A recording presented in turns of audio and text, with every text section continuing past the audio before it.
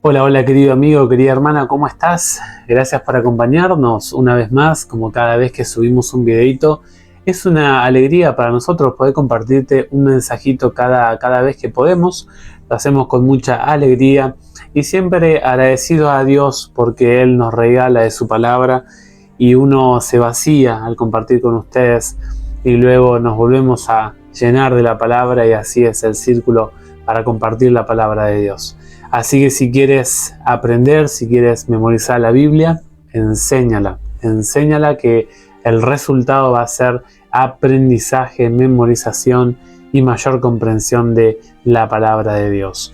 En esta ocasión toca estudiar Efesios capítulo número 6. Estamos ya al final de la carta. Es el último capítulo que hemos estado estudiando estas semanas. Si no mal recuerdo, creo que fueron 3 lecciones de este capítulo, así que sumamente enriquecedor.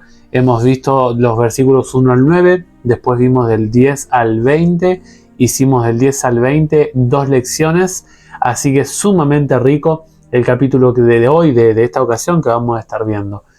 No vamos a poder ver todo el capítulo, como siempre les decimos, pero vamos a tratar de compartirte, aunque sea algunas partes centrales, estructurales del capítulo para poder manejar el orden, la estructura, el esquema de este capítulo y poder sacar algunas lecciones prácticas al respecto. El capítulo 6 tiene 24 versículos, 24 pasajes que tienen este capítulo. Por ahí lo que no vamos a llegar a ver son los 21 al 24, pero es el bloque final, ¿sí?, de la carta, de los saludos y algunos asuntos más personales que tiene el apóstol Pablo. Si miramos los versículos 1 al 9, el apóstol Pablo viene conectando el tema con lo que comenzó en el capítulo 5, en el versículo 22, que hablaba acerca del orden de la familia, la sumisión, el humillarse, el entregarse, la disposición interna que hay.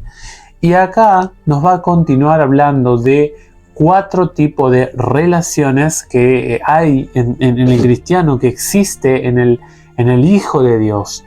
Recordamos que cuando entendemos la relación que tiene Cristo con su iglesia, nosotros crecemos en la concepción vertical de cómo Dios trabaja y trata al ser humano.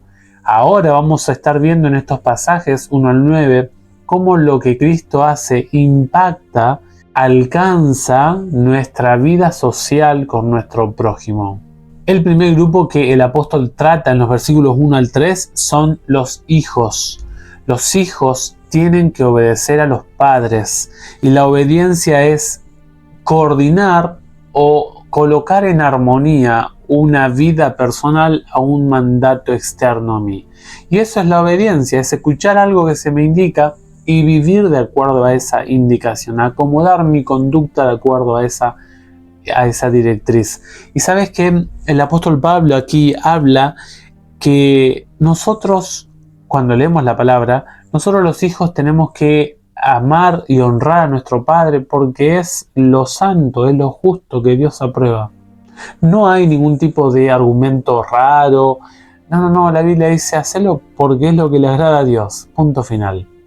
Y además dice el pasaje que el versículo 2, que este mandamiento, este quinto mandamiento de la norma de Dios, tiene promesa. ¿Qué significa esto? Es una garantía de que Dios conlleva, Dios coloca algo bueno cuando uno se deja guiar o uno ordena su conducta según la normativa moral de Dios. O sea que la promesa no quiere decir que vas a vivir 1000 años, pero sí quiere decir que tu vida, tu existencia va a ser diferente, vas a poder disfrutar una calidad de relación familiar que no se podría disfrutar de otra forma. El versículo número 4 le va a tocar a los padres. Los padres van a tener que escuchar este pasaje que dice el apóstol Pablo. El apóstol Pablo da un sí y un no para los padres. El no es no ser violentos con los hijos. Y el sí es crianza, que tiene 2 aspectos: la disciplina y también la amonestación. Hay padres que solamente disciplinan, y esto tiene que ver con un acercamiento físico, una manifestación de una carga de, puede ser algún tipo de corrección manifiesta de parte del padre para su hijo. Y algunos padres golpean, exageradamente, que dice el pasaje, no llevéis a ira a vuestros hijos, y no hablan. Y hay otros padres que se van al extremo, amonestan, puro hablar, y nunca frenan la conducta de sus hijos mediante alguna manifestación disciplinaria. Yo sé que la psicología hoy habla de cómo educar a los hijos, de hablarles más, de no golpearles, pero la Biblia habla de cierto tipo de corrección física. Que el padre o la madre quiera hacerlo o no, es su elección, y yo creo que si no se sigue la normativa, la conducción divina, tendrá sus consecuencias. Ahora, el versículo 5 al 8 les habla a los esclavos. La esclavitud era algo normal en esta época, era algo que con lo que se venía haciendo, la esclavitud estaba como bien vista. Que los asirios, las técnicas que tenían los pueblos asesinos de la época, que hacían elementos de tortura, destruían a los pueblos, los separaban, los aislaban, hacían literalmente una agresividad psicológica muy fuerte. Que te dejaran con vida, con tu familia, y que solamente respondieras a un amo, era algo muy positivo. Pero el apóstol Pablo no viene a hablar como un sociólogo, como un reformador social, sino que viene hablando acerca de la conducta que Dios espera de la circunstancia que yo tengo. Las cuestiones, los principios con Dios van más allá de una situación, una circunstancia. El principio de la vida cristiana se debe sobreponer a cualquier tipo de probabilidad o posibilidad que yo tenga de una excusa posible. El apóstol Pablo está hablando con los esclavos, y hoy se trataría de hablar un poquito acerca más de lo laboral. Es una relación, una estructura social muy específica que da el apóstol Pablo. Primeramente, el esclavo debiera ser obediente, nuevamente como los hijos. Escuchar y estar sumiso a la voz de su amo. También dice, con respecto al trato, dice también el apóstol Pablo, tratándose de forma respetuosa, trabajando a conciencia, dice el versículo 6. Estaba yo en un club y tenía un director técnico que decía, ¿no? A conciencia, sé que la conciencia, todo el esfuerzo físico, él decía, hacelo según lo que vos puedas. No lo hagas para que te vean, no lo hagas para quedar bien con el DT humano, sino hacelo para Dios. Dios es el que ve aquellas cuestiones que el humano no puede ver. Por eso, hacelo a conciencia. Dice el versículo 7, con buena voluntad. Esto es una actitud mental. La buena voluntad es una predisposición interna que yo tengo. Es el estado de ánimo, la carga energética que yo le pongo al hacer las cosas. Hay gente que hace las cosas de una mala gana, sería hoy en día una buena gana, una mala actitud, una buena actitud. Esto significa buena voluntad. Esta es la actitud que espera Dios del esclavo. El versículo 8 dice que Dios es el que va a pagar tu servicio, sea que hayas hecho las cosas bien o las cosas mal. Y luego el último grupo que el apóstol le habla es a los amos, versículo 9. Primeramente dice, no emplees las amenazas. Te quiero decir, dice el apóstol Pablo, que tu control sobre el otro, hay alguien que domina sobre ese control que tienes tú, y ese alguien con mayúscula. Como dice el sabio Salomón, hay alguien que está gobernando y arriba de ese hay alguien superior, y de ese superior hay alguien más arriba. Llega hasta el gobierno de Dios. Dios gobierna en los cielos y tú gobiernas solamente en la tierra, le dice el apóstol Pablo a los amos. Ten cuidado, estás limitado con tu autoridad. Y finalmente el apóstol dice en ese versículo 9 que Dios no hace acepción de personas, Dios trata a todos por igual. Por lo tanto, a los ojos de Cristo somos todos iguales. Los versículos 10 al 20, el apóstol Pablo va a hablar acerca del último símbolo de la iglesia, que es la iglesia como un ejército. Ya presentó a la iglesia como un cuerpo, a la iglesia como una familia, a la iglesia como una novia, y ahora va a presentarla a la iglesia como un ejército. No está hablando de que el pueblo de Dios debe atacar, debe estar dispuesto a tener armas, a ir a la batalla. No. El apóstol habla de forma simbólica, tomando la figura de un soldado y hablando acerca del gran conflicto, el marco del gran conflicto que hay en el cristiano. Si tú no entiendes, no tienes en cuenta el gran conflicto que hay alrededor tuyo, es muy probable que no puedas ser consciente de la intensidad de la vida cristiana. El apóstol habla acerca de, en el versículo 10, por lo demás. O sea, todo lo otro puede estar bonito. Dios te ha dado el plan de redención, Dios transformó tu vida, Dios te contó el misterio. Estamos hablando del capítulo 1, 2, 3. El capítulo número 4, Dios te restauró de tu vida gentil. El capítulo número 5, Dios te ha ayudado a tener unidad en la sociedad, en tu familia. Por lo demás, ahora no creas que todas estas bendiciones que Dios te dio, ya está todo bien. Ahora tú tienes que seguir luchando en el gran conflicto. Por lo demás, tú debes seguir en este conflicto en el cual estamos inmersos todos los cristianos. La fortaleza, dice el versículo 10, fortalezcanse en el Señor, en la fuerza de su poder. El apóstol Pablo 2 veces indica acá que el poder y la fortaleza no está en ti ni en mí, sino en Dios, fuera de nosotros. No confíes porque el gran conflicto, no confíes en ti, en tus fuerzas, porque el gran conflicto sobrepasa las fuerzas humanas. El versículo 11 habla de la vestimenta, vestíos, dice el apóstol Pablo. Hay un secreto para alcanzar el poder. En el versículo 11, 13, 16 y 19, 4 veces el apóstol Pablo dice, para que puedan, para que podáis, para que podáis. 4 veces, tener el poder para. Y en los versículos 11 y 12 se repite 6 veces en total la palabra contra. Contra.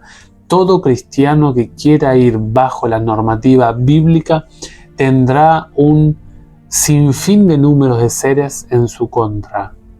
Tú irás en contra de la corriente. El cristiano va en contra de todo lo que el mundo propone.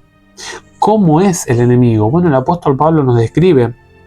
Por ejemplo, en el versículo 12, habla acerca de principados, de gobernadores. El enemigo se prepara, hermanos. El enemigo es un enemigo equipado, organizado. No es un enemigo así que sale a pelear como sale. No, como se dé la batalla. No. Es un enemigo que te estudia, que sabe tus fragilidades, sabe tus fortalezas y te va degradando de a poco hasta que llega a dominarte por completo.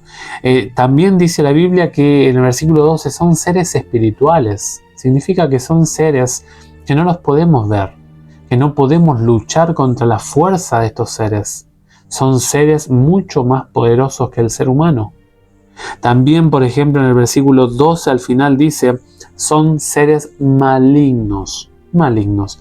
Estos seres no tienen una gota de misericordia, no tienen una pizca de amor, no tienen una miniatura de normativa moral, no les interesa nada, están acostumbrados a lastimar, a degradar, a rebajar al ser humano. Y si es posible, si Dios no cuidara de nosotros, nos degradarían completamente. Por eso, cuídate del adversario. ¿Cómo lo hacemos? Con la vestimenta de Dios, con la armadura de Dios. Por ejemplo, el yelmo de la salvación. El yelmo era un casco que cubría todo el rostro prácticamente, orejas, oídos, ojos, boca, todos los sentidos estaban protegidos por el casco, el yelmo de la salvación. ¿Qué significa esto?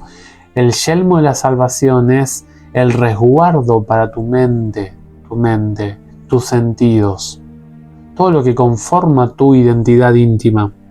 El cinturón es una especie de instrumento que regula el equilibrio de una persona. se coloca en la cintura para ajustar, para sostener, para emparejar todo lo que es el cuerpo, tanto la parte inferior como superior del cuerpo del cristiano. Cubre tus órganos sensibles como el corazón, riñones, pulmones, con la coraza de justicia. Lo más sensible que el ser humano corre riesgo es el ego personal. Solamente confiando en la justicia de Cristo el ser humano cuida sus órganos más sensibles. Coloca calzado que te impulsen a llevar el Evangelio y serás feliz. La Biblia dice, felices los pies que llevan el Evangelio, allí en Isaías 52. Felices.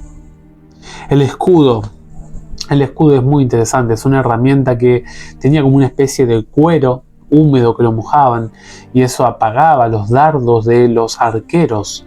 Y es interesante que la figura del arquero, la Biblia lo toma como para mostrar la sagacidad del diablo. El diablo no se manifiesta directamente a ti, excepto que tú lo busques en encuentros más cercanos, pero el diablo ataca de una forma un tanto cobarde, por así decirlo, o también podríamos decir una forma más estratega. Usa la lejanía, usa la distancia, usa sus dardos que lastiman al cristiano. Por eso, cuídate del enemigo, no lo subestimes, pero tampoco olvides que Jesús está dándote, siendo tu proveedor de toda la armadura que tú necesitas para vencer. La espada del Espíritu, qué importante es la Biblia.